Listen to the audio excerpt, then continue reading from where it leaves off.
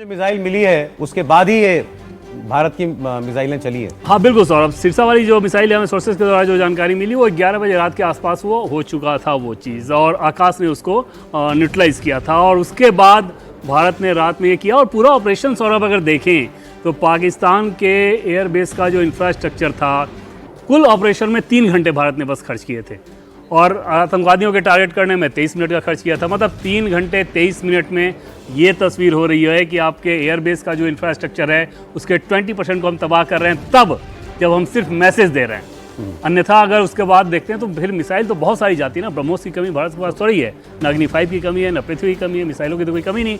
तो उस कंडीशन में बहुत ज़्यादा एस्केलेशन होता। मैसेज भी बार बार ये दिया जा रहा था कि अभी भी समझ जाओ, अभी भी समझ जाओ। आखिरकार अच्छी बात ये रही कि पाकिस्तान को ये समझ में आया कि अब यहाँ पे रुक जाना चाहिए। ये बाकी आपने जो ये टाइमलाइन के साथ बताया है ना, तो इससे जरा और क्लैरिटी आई है कि कुल मिलाकर 3 घंटे 23 मिनट वायुसेना की कार्रवाई और पूरा पाकिस्तान धुआं धुआं हो गया। पीर साहब। हाँ जी, इसमें जो देवेंद्र जी ने बोला, अभी तो कन्वेंशनल एयर टू एयर या एयर टू सरफेस वेपन्स चल रहे थे। अभी तो आपने बड़ी सिंपल सी इलेक्ट्रोमैग्नेटिक पल्स की नहीं बात की है।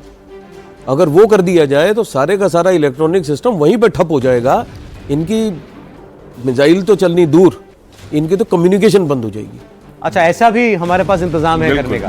इलेक्ट्रोमैग्नेटिक पल्स है ही इस तरह इसकी चीज के लिए डिजाइन। और दूसरा था जो आपने बोला थोड़ी देर पहले, न्यूक्लियर जाने के लिए दम चाहिए। उस पर आता हूं सर, अभी जरा उस पर आराम से बात करते हैं। अब ऑपरेशन सिंदूर का मकसद क्या, ये आप देख रहे हैं इस वक्त। ऑपरेशन सिंदूर का क्या मकसद था और वो पूरा हुआ कि नहीं हुआ? तो ऑपरेशन सिंदूर का मकसद के तौर पर यह बताया गया, we have gone after the head of the snake and not foot soldiers. ये बहुत बड़ा मैसेज है, और ये है वो नीति का बदलाव। ये है इस बार भारत ने जो बदला है अपनी सोच में, अपने एक्शंस में, कि आज तक हम उम्मीद करते थे पाकिस्तान से सहयोग की कि वो आतंकवादियों को पकड़ेगा या आतंकवादी पर लगाम लगाएगा, हमारे यहाँ नहीं भेजेगा। हमने इस बार कहा कि आतंकवादी कितने मारेंगे, जितने आतंकवादी आते हैं हम सबको मारते हैं, एक भी नहीं बचता। जम्मू कश्मीर में जो हमारे फौजी सीनियर्स इस वक्त फौज के काम करते हैं वो बताते हैं कि एक आतंकवादी की लाइफ जो होती है वो 3 से 5 महीने होती है शायद। इससे ज़्यादा कोई टेररिस्ट जो आता है, जो आतंकवादी बनता है, बंदूक उठाता है या पाकिस्तान से आता है, उसका जीवन नहीं है। लेकिन कितने मारेंगे, क्योंकि उसने तो फैक्ट्री खोली हुई है। वो तो मदरसों में टेररिस्ट आतंकवादी मैन्युफैक्चर कर रहा है। जैसे फैक्ट्री में कोई चीज बनती है, ऐसे वो आतंकवादी बना रहा है। तो आप मारते जाइए, वो बनाता जाएगा, आप मारते जाइए, वो भेजता जाएगा। ये सिलसिला कब रुकेगा? जब आप फैक्ट्री बंद कर देंगे, जब आप फैक्ट्री पर ताला नहीं लगाएंगे, फैक्ट्री ध्वस्त कर देंगे और फैक्ट्री के मालिक को खत्म कर देंगे। वो किया गया इस बार कि हमने सांप के सिर को कुचला है, सपोलों को नहीं। सपोलों को मारने का कोई मतलब नहीं रह गया अब। इसमें हमारा भी नुकसान होता है, हमारे जवान शहीद होते हैं, हमारी भी गोली बारूद बर्बाद होता है। एक बार आपने सांप का फन कुचल दिया, सर कुचल दिया, कोई डसने नहीं आएगा। सिलसिला बंद, फुल स्टॉप। कॉमा नहीं लगाया इस बार, फुल स्टॉप लगाया। सांप का सर कुचलो, बहुत हो गया इनको इनके भेजे हुए सपोलों को ढूंढना और उनको मारना। बंद अब से,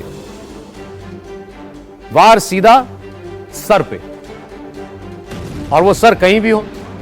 जैसा पहले कहा, एलओसी के उस पार नहीं बचेगा, अंतर्राष्ट्रीय सीमा के उस पार नहीं बचेगा। पीर साहब देखिए, कोई शक नहीं है जो हमने कदम उठाया है बहुत ही स्ट्रैटेजिक है, और ये सिर्फ हमारे एक तो जो प्रधानमंत्री हैं उनके दूरदर्शिता दिखाता है। हम सोच रहे थे कि ये एक्शन, एक चीज मैं क्लियर कर दूं सर, अभी हो सकता है व्यूअर्स ये सोच रहे हो कि ये हम जो लिख रहे हैं, ये जो हम बता रहे हैं, ये किसने कहा, कौन किसको कहा। ये इस बीच में जितने एक्सचेंज हुए हैं ना लीडरशिप के आपस में, ये वो हैं। अब इससे ज्यादा मैं नहीं कहूंगा, देवेंद्र बहुत खुल के बता देंगे नहीं तो।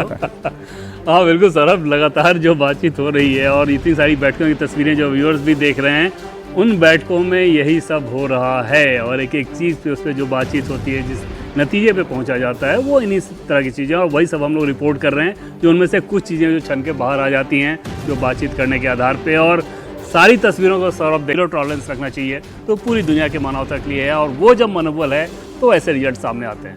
ये जैसे आज हमारी प्रेस ब्रीफिंग में, सॉरी सर मैं कमांडर साहब सरदाना साहब, आज हमारी ब्रीफिंग में जो कहा गया ना कि अब पाप का घड़ा भर गया, जब पाप का घड़ा भर जाता है तो फिर यही होता है, यही ऐसी कार्रवाई होती है। और जो आज की प्रेस ब्रीफिंग तो बहुत ज़बरदस्त मैसेजिंग हुई है। भय बिन होए न प्रीत, सेना ने बताया इस बार। बिल्कुल। और दोनों जगह के प्रेस कॉन्फ्रेंस को सौरभ देखें, पाकिस्तान और भारत के आर्मी के जो प्रेस कॉन्फ्रेंस थे, वहाँ सिर्फ और सिर्फ ड्रामा, नौटंकी, प्रोपेगेंडा, रोना धोना, ब्लेम गेम, मतलब यहाँ तक कि इंडिया के मीडिया के कुछ बाइट्स, जो पॉलिटिशियन के कुछ जो फ्रिंज एलिमेंट टाइप लोग नहीं होते, वैसे लोगों के भी बाइट्स उठा के वहाँ प्रेस कॉन्फ्रेंस में दिखाया जा रहा है। भारत के प्रेस कॉन्फ्रेंस को देखें कि सिर्फ फैक्ट्स और आगे कि हम क्या कुछ कर सकते हैं, वो भी सीधे शब्दों में, बिना किसी भेदभाव, बिना किसी मिलावट, बिना किसी अंडर कवर करके उसको बोल रहे हैं। हम कहीं भी जाएंगे, कहीं भी अटैक करेंगे आतंकवादियों के खिलाफ, ये सीधे बोला जा रहा है। हमारी लड़ाई किसी देश से नहीं, ये भी बताया जा रहा है। अगर तुम कुछ करोगे तो बहुत करारा जवाब यहाँ से दिया जाएगा, ये भी बताया जा रहा है। तो सब कुछ हम ट्रांसपेरेंट तरीके से कर रहे हैं। दूसरी तरफ की तस्वीर तो पूरी दुनिया देख रही है।